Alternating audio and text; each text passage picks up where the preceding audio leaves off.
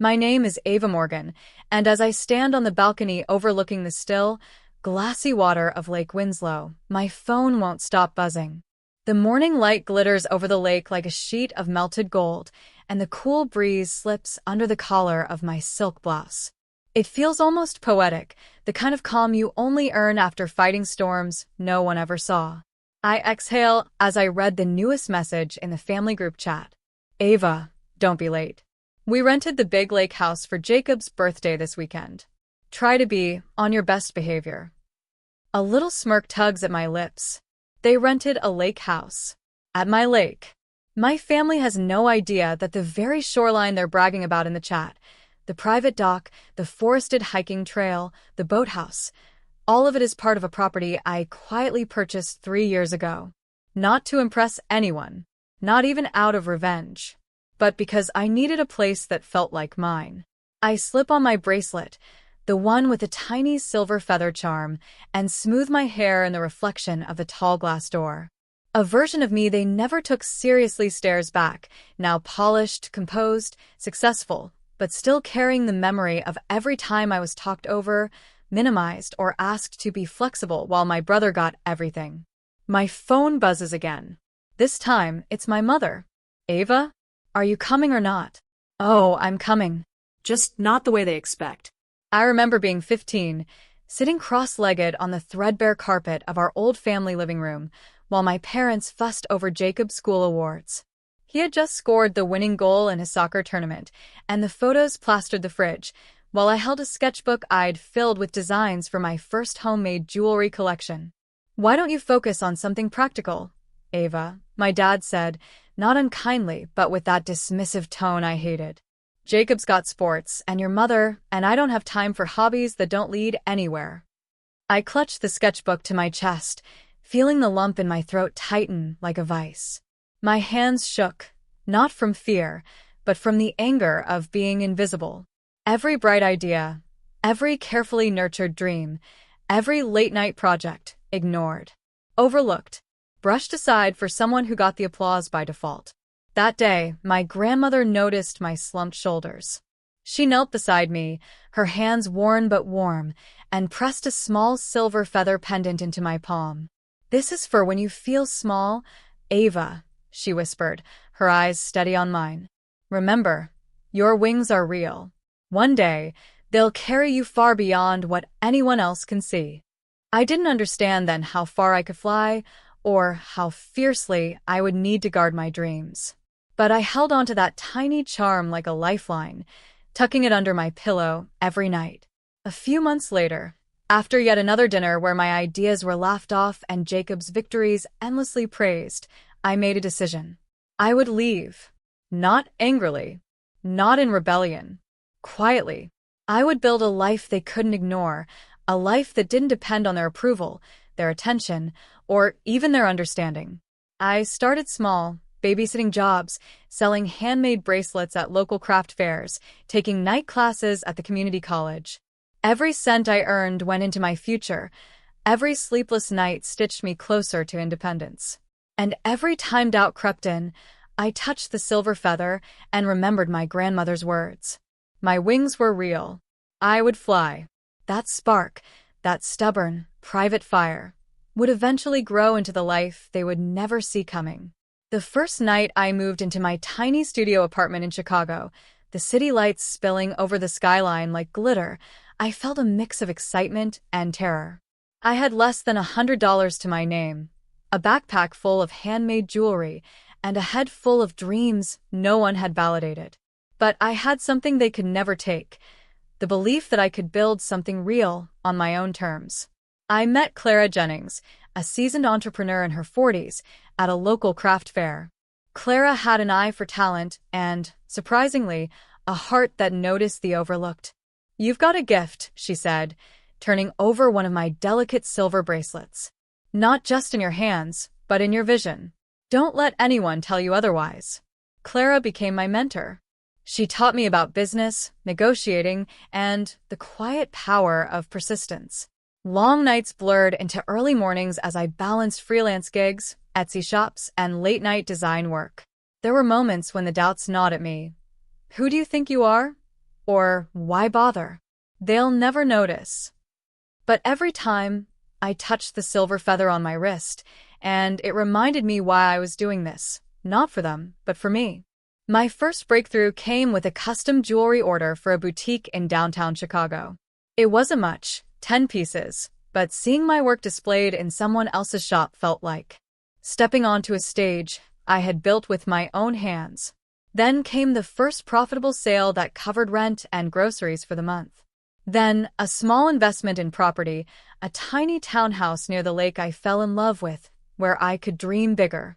I kept my growth invisible from my family. I posted generic updates online, vague enough to seem ordinary. They assumed I was still finding my way, still the quiet, overlooked daughter. I let them think that. Let them keep underestimating me. There was a thrill in watching the world recognize my potential before the people who had always dismissed me did.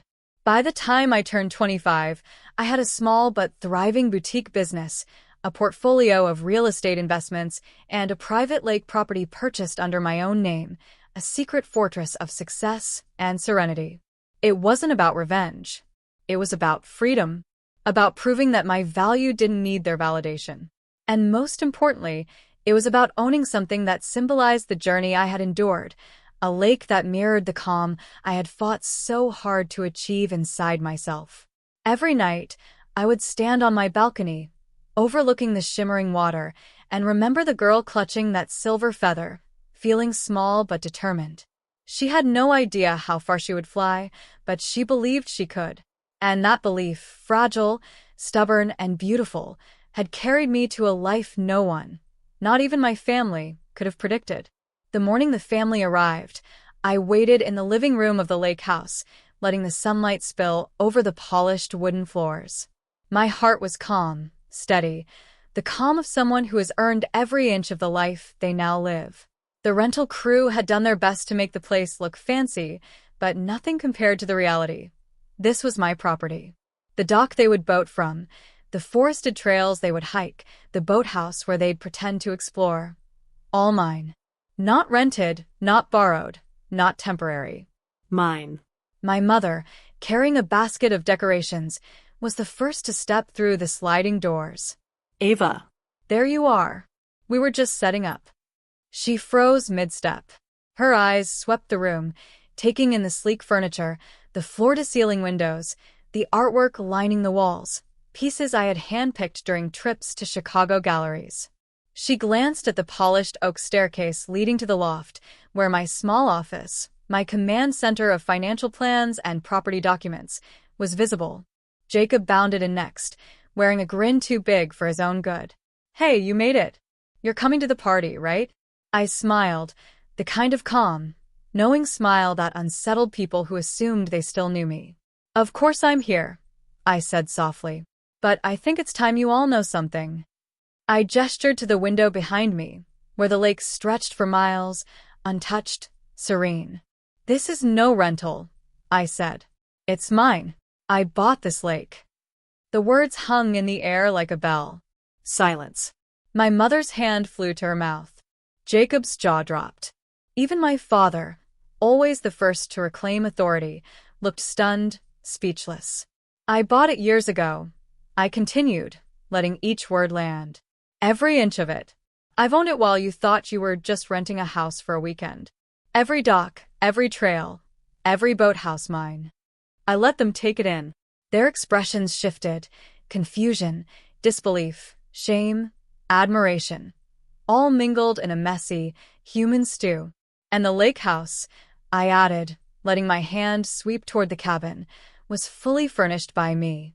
The artworks, the decor, everything you see here reflects my choices. My effort. My work. My life."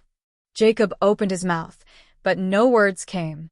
My mother's eyes glistened, a mix of awe and regret. I didn't need them to understand why I did it or how I had done it. That wasn't the point. The point was, I had arrived. I was not the overlooked daughter anymore. I had built a life that not only sustained me but gave me the power to create moments, birthdays, memories, laughter, on my own terms. I watched them process it, saw their shoulders slump, their pride momentarily replaced with humility. And for the first time, I felt the quiet thrill of being recognized, not by the world, but by the people who had underestimated me the most. The silver feather bracelet on my wrist glinted in the morning sun. A reminder that the girl they ignored had not only flown, she had owned the lake. The room was quiet, the kind of heavy silence that follows a revelation too big to respond to immediately. My family's eyes kept flicking from me to the lake, to the house, to each other. All of them trying to reconcile the Ava they thought they knew with the woman standing before them. I let the silence stretch a little longer, enjoying the subtle tremor in their certainty. I wasn't here to punish them. I was here to establish reality, my reality. Now, I said, my voice calm but firm, we need to discuss how we move forward. I'm happy to celebrate Jacob's birthday, but there are some ground rules. My mother's lips pressed together, Jacob's brow furrowed. Even my father leaned forward, curious and cautious. First, I continued, respect. That means no talking over me, no dismissing my ideas, no assuming I'm less than you think I am. I'm not asking for permission. I'm asking for acknowledgement. A flicker of guilt passed over my mother's face. Ava, she began, but I raised a hand, stopping her gently. Second, honesty. If we are going to share moments together, it has to be real. No pretending everything is fine when it's not. No old grudges hidden under smiles. We start fresh, or we don't start at all. Jacob shifted uncomfortably. Fresh start, he muttered. Yes, I said, softer this time. That means owning your actions, admitting when you've hurt someone, and trying to be better. I won't enforce perfection. I won't demand it. But I will expect growth. I turned slightly toward my father. And you, I said, need to stop assuming control over me or my life. I've lived independently for years. I built my success quietly while you were focused elsewhere. That doesn't make me ungrateful. It makes me accountable to myself. My father's shoulders stiffened, but he nodded slowly. He understood. Finally, I addressed Jacob. And you need to stop comparing yourself to anyone. Celebrate your achievements without assuming others need to be less for you to feel bigger. That includes me. I paused, letting the weight of each condition sink in. My voice softened, warmth threading through the firmness. I care about this family. I want to celebrate birthdays, holidays, and moments like today. But I won't return to being invisible. I won't pretend that old patterns don't hurt. We can have fun. We can reconnect, but it has to be on equal footing. For all of us. The room felt lighter after I finished. The tension didn't disappear, but the path forward was clear. They could either embrace these conditions and start to rebuild a healthier family dynamic, or they could cling to old habits and remain spectators in my life. I smiled gently. This lake, this house, my life. I built it so I could choose how I celebrate, how I love, and how I grow. That includes letting you in, but only if you're willing to meet me here. For the first time, I saw something shift in their eyes. Humility, hope, and the understanding that the girl they had underestimated was now a woman who would no longer let herself be sidelined. By sunset, the lake sparkled like molten gold, reflecting not just the sky, but the subtle changes in the people around me. My family laughed, hiked the trails, and fumbled their way through birthday preparations for Jacob, and though it was imperfect, it was real. I watched my mother adjust a string of lights over the dock, her hands no longer trembling but steady. I caught her glance and smiled. She was learning slowly that respect and acknowledgement mattered more than control. Jacob, surprisingly, was the first to approach me with honesty. Ava, I didn't know, his voice faltered, uncertain but sincere. I didn't know how much you'd done, how much you sacrificed. I reached out, brushing a loose strand of hair from his forehead. You don't have to know everything, Jacob. But you can start by seeing me, really seeing me from now on. Even my father lingered, quietly offering support in subtle ways, adjusting a chair, carrying supplies, doing the small, meaningful things he never did when I was a girl. Change was gradual, but it was happening. Later, as the last rays of sun disappeared behind the distant hills, I stood on the dock, feeling the familiar tug of the silver feather bracelet on my wrist. It had traveled with me through every lonely night, every small triumph, every hard-earned victory. I lifted it to the light, letting it catch the last shimmer of day. My grandmother's words echoed in my mind. Your wings are real. One day, they'll carry you far beyond what anyone else can see. I smiled softly, a warmth spreading through me. Those wings had carried me here, to a life I built, to a family beginning to understand me, to a lake that symbolized both the journey and the freedom I had claimed. I inhaled the crisp evening air, carrying the scent of pine, water, and possibility. I had endured pain. I had grown stronger. And I had learned that love and success weren't mutually exclusive. They could coexist, but only when boundaries were honored and respect was real. I whispered to the still lake, to the girl I once was, and to the woman I had become. I am seen. I am enough. And I will never settle for less again. The water rippled gently beneath my fingers, carrying away the last remnants of doubt, leaving only reflection, strength, and the quiet, unshakable joy of ownership, not just of property, but of my own life.